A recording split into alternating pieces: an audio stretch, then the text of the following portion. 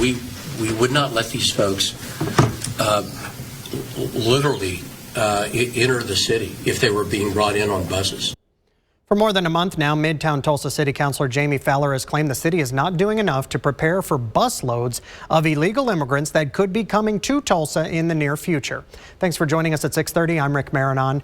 I asked the person who is doing the busing, Texas Governor Greg Abbott, and his close political ally, Oklahoma Governor Kevin Stitt, if buses are coming. They both said no, but not everything Fowler is claiming on immigration is false. I break it down in a Fox 23 fact check.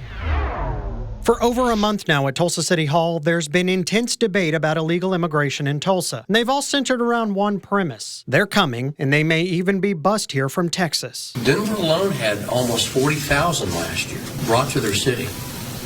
If we had 2 busloads, that would overwhelm our low-barrier shelter. Midtown City Councilor Jamie Fowler says the city is not ready for busloads of migrants that could easily consume city services and overwhelm local nonprofits. We would not let these folks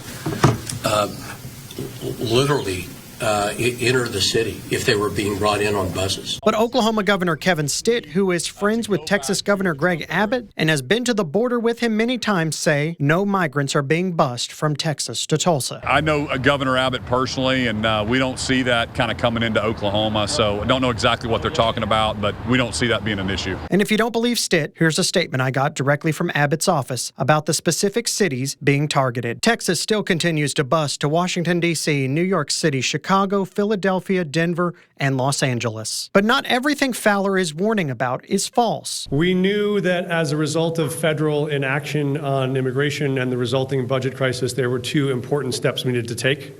One was to adjust city budgets to help support these needs. And the second was to reduce the overall costs of our migrant program. That's Denver Mayor Mike Johnston announcing that the city of Denver, as of last month, was cutting city services because it had spent $180 million caring for migrants that were bused to Denver from Texas. Fowler is concerned Tulsa cannot afford to make the same mistakes as Denver. We just want to make sure that our city is safe from, number one,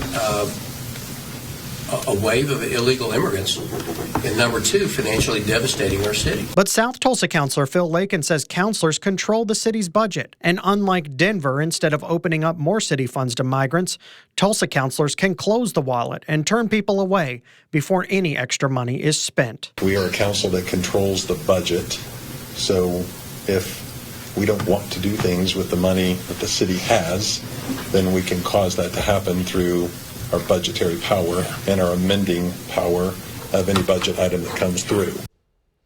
Back in January, Fox 23 received multiple phone calls and emails from viewers saying a busload of migrants from Texas had been dropped off in Rogers County.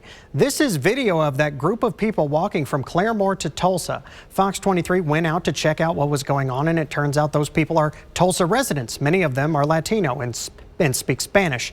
They weren't sent by Governor Abbott at all. These people were conducting an annual prayer walk from Claremore to Tulsa in honor of the Virgin Mary. But someone in the group said they were greeted with hostility because people assumed they were all illegal immigrants. Throughout the walk, there was many people driving that were like honking the horns or like saying like negative things, right? And many people think that it's like they're maybe doing a protest or a manifestation of something. The group did not pick a random time to go for a religious walk in green country. Instead, that particular pilgrimage took place around the world on a similar day that Catholics honor the life and legacy of Mary. Many of the questions surrounding immigration in Tulsa come from the city identifying itself as a welcoming city. Last year, the city declared itself to be the 21st welcoming city in the U.S. Critics of that title say that is secret code for sanctuary city. Tulsa Mayor G.T. Bynum took to social media earlier this year to say that the city is open and welcoming and rewarding to legal immigrants who have done all the right things when making a new life in the U.S. We at the city of Tulsa, we're not doing anything to support illegal immigration. We're very strongly supportive of making this the best city in America for immigrants. And part of that is honoring the people who make the sacrifices to go through the system the right way. Tulsa is the first city in Oklahoma to have a welcoming designation in the entire state. Bynum says because no other city has done that yet, people were not used to the term. While all of this is happening in the city of Tulsa, state lawmakers are also cracking down on state funds going to illegal immigrants. It was already state law to limit and bar state funds from being used to help illegal immigrants, but a new law takes it one step further. Last week, the Oklahoma House passed House Bill 3071. It not only says state funds cannot be used for the direct benefit of illegal immigrants, but organizations like nonprofits and religious groups who knowingly do business with illegal immigrants will lose their tax benefits and access to state funds. It does not stop you. It does not make it a crime to provide it. All it does is state, if you do that, if you knowingly provide those services, you no longer qualify to get a state tax appropriation. Nonprofits and religious groups do not have to start checking IDs or ask for immigration status, but if they do discover they are helping illegal immigrants, they must stop doing so or they could face consequences. That bill now goes to the state Senate for consideration. Before we move on from that topic of the immigration in Tulsa, we do want to note that we continue to get messages from viewers asking about an illegal immigrant processing center being built at Tulsa International Airport. And then once those migrants are processed, they will be allegedly held in a holding camp of some kind at 31st and Memorial. Fox 23 reached out to our congressmen and our senators who all say those plans are false and rumors.